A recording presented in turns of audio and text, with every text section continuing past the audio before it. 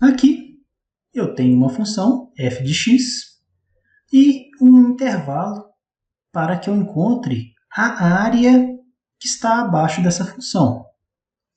Para fazer isso, eu teria que calcular a minha integral, que vai de a até b, para a minha função f de x, vezes o dx aqui, e isso seria igual ao limite de um somatório indo de um índice i igual a 1 até n, para a minha função f de x, com índice i, vezes um ΔX, quando esse n tende ao infinito. E veja bem, se eu pego essa base aqui dessa figura geométrica aqui, né, ela vai ser a até b. Esse n que eu tenho aqui na minha forma é o número de divisões que eu faço nesse comprimento.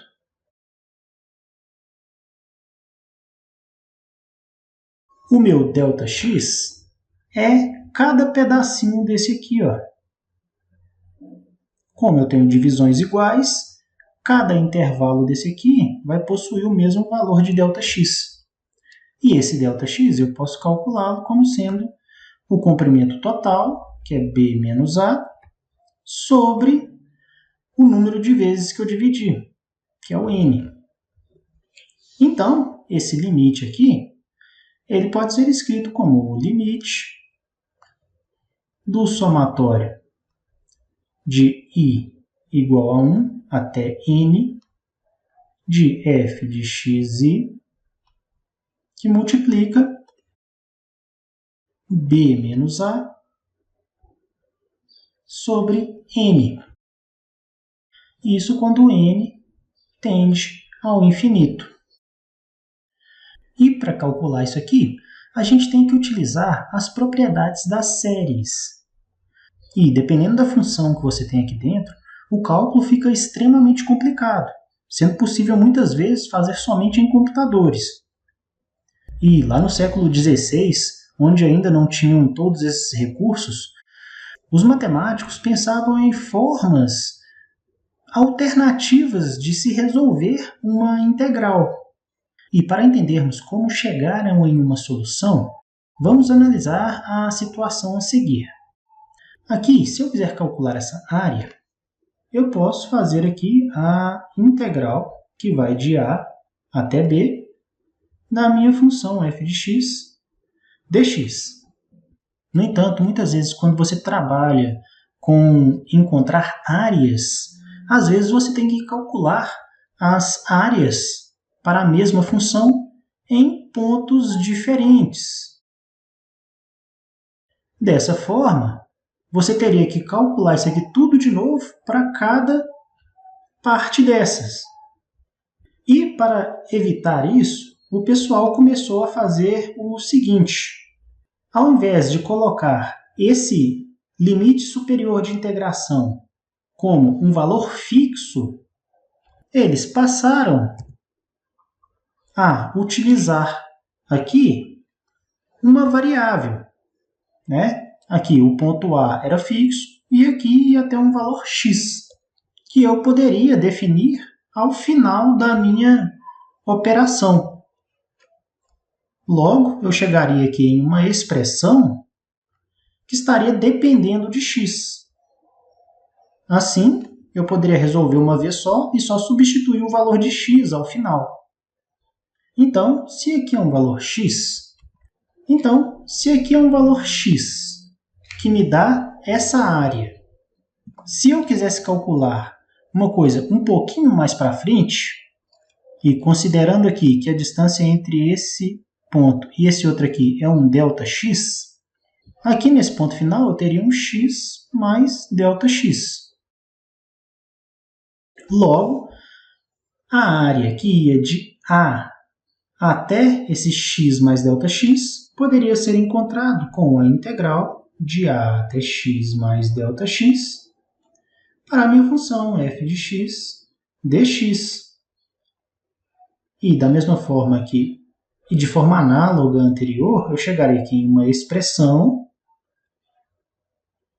dependendo somente desse ponto final, x mais ΔX. Ok, bem tranquilo até aqui, né? E se eu quisesse encontrar aqui essa área B, que é somente essa área dentro desse retângulozinho menor aqui, esse quase retângulo, né? Essa área B, como a gente viu nas propriedades anteriormente, eu poderia pegar a área que vai desse ponto A até esse x mais ΔX, que seria essa área total, e colocar menos essa área que vai do A até o x, sobrando só aqui essa parte B. Então, a minha área, que ia ali de x até x mais ΔX,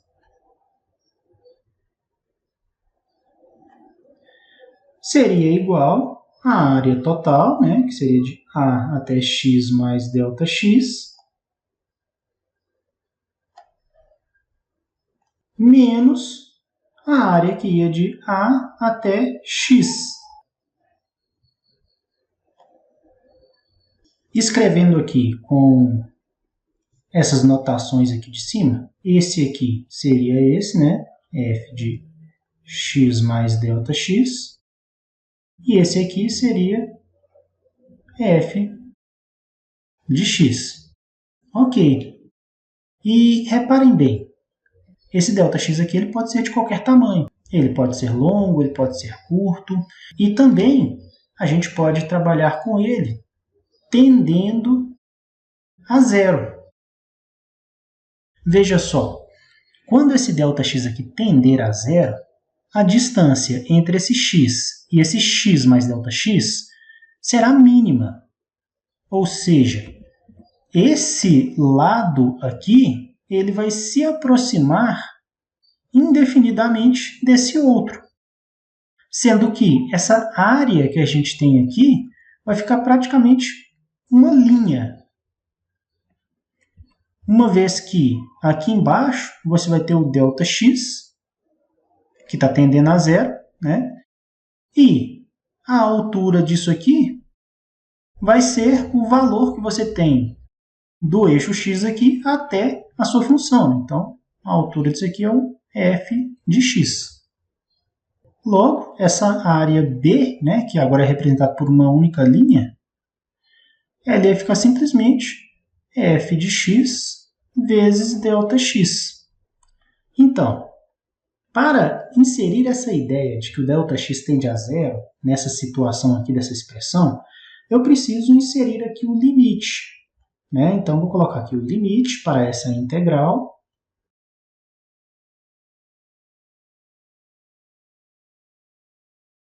Quando ΔX tende a zero, ele vai ser igual ao limite do outro lado.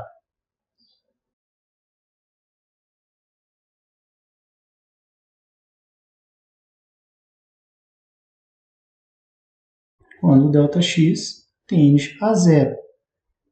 Como a gente disse, essa área aqui, quando o ΔX está tendendo a zero, ela vai ficar somente o f de x vezes o ΔX.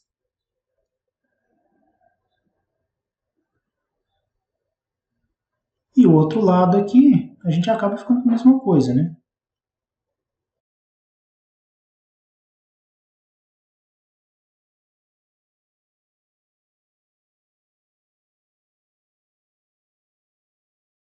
Aqui a gente tem uma multiplicação do f de x vezes o ΔX, dentro do limite. Pelas propriedades que a gente viu logo no início do curso, a gente pode dividir isso aqui em duas partes, né? Sendo que você vai ter o f de x dentro de um limite vezes o limite de um ΔX aqui totalmente separado.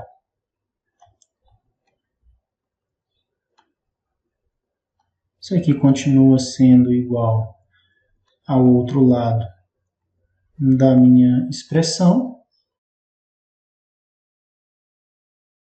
E aqui eu tenho esse limite aqui que está multiplicando esse outro lado, eu posso passar ele para o outro lado dividindo. Então, eu fico aqui com o limite de f de x, quando ΔX tende a zero, isso aqui é igual ao limite para o meu f de x mais ΔX menos f de x, quando ΔX tende a zero, isso aqui sobre o limite de ΔX, quando esse ΔX tende a zero. Olha só, aqui desse lado, a gente tem um limite de f de x e o ΔX está tendendo a zero. Esse f de x aqui, ele não depende do ΔX. Então, dentro desse limite, ele é uma constante. E a gente já viu que o limite de uma constante é a própria constante.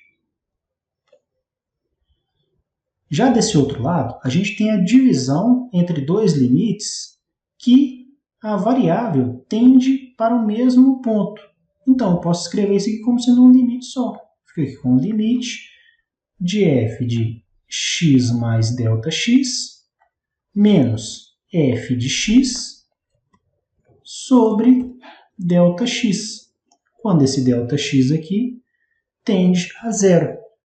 E então chegamos em uma expressão que é bem conhecida da gente. Aqui a gente tem um f no ponto final menos um f no ponto inicial sobre ΔX, quando esse ΔX tende a zero. Isso aqui, gente, é a minha derivada. E eu posso escrever isso aqui, né, como sendo a derivada para a minha função que é resultado da integral. E isso aqui é um resultado muito interessante porque mostra que se você pega uma função f de x e submete a um processo de integração, né, chegando aqui a um fzão aqui de x.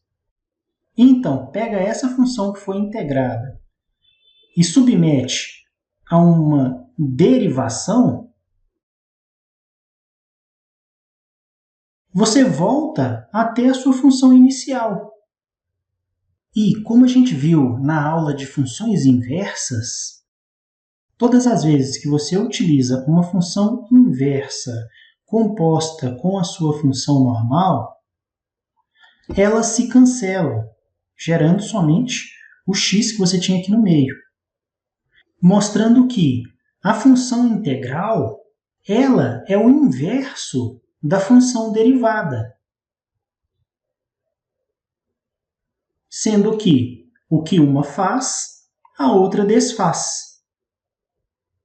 E já que elas têm essa ligação de serem funções inversas, as propriedades que você tem para as derivadas, elas podem acabar tendo utilidade para as integrais. Principalmente as primitivas ou as antiderivadas. Por quê? Se a integral é o cálculo inverso das derivadas, o que você precisa para calcular isso aqui não precisa ser o limite do somatório com o n tendendo a infinito. Você pode simplesmente encontrar a antiderivada dessa função sua que está aqui dentro, chegando a um resultado muito mais fácil, né? E essa é a ideia que é a base do teorema fundamental do cálculo, em que diz: se f for contínua em um intervalo AB, então a função g, definida por g de x igual à integral de f de x, indo de a até x, dentro desse intervalo, é contínua em AB e é diferenciável dentro do intervalo como derivada de g de x igual a f de x. Isso aqui só mostra o que a gente falou anteriormente, né? Se você pega uma função f de x e faz a sua integral e depois deriva, você vai chegar na sua função f de x, mostrando que a integração e a derivação são operações inversas. Essa definição que a gente acabou de ver é a parte 1 do nosso teorema fundamental do cálculo. A parte 2 diz que, se f for contínua em um intervalo AB, então a integral de f de x dx, indo de A até B, será igual a f de B menos f de A, onde f é uma antiderivada de f de x, isto é, uma função tal que a derivada de f é igual a f de x. A partir dessa parte 2 do Teorema Fundamental do Cálculo, a gente tem um método para encontrar os valores das áreas, em que diz que você precisa encontrar a antiderivada dessa função f de x e a sua resposta será a antiderivada no ponto final menos a antiderivada no ponto inicial. Essa questão de subtrair uma antiderivada da outra vem dessa parte aqui da nossa dedução,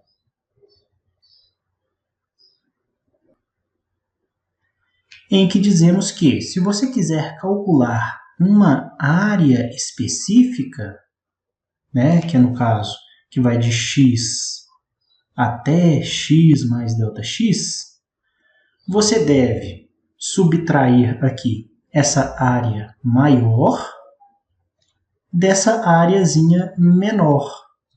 Então, você tem que fazer a primitiva do ponto final menos a primitiva do ponto inicial.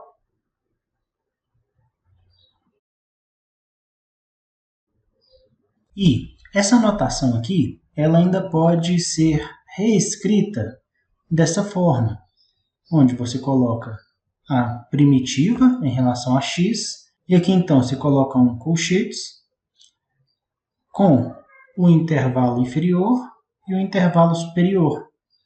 É só uma forma reduzida de escrever a mesma coisa. E é assim que a gente calcula as integrais. Vejam um exemplo, depois tentem fazer os exercícios.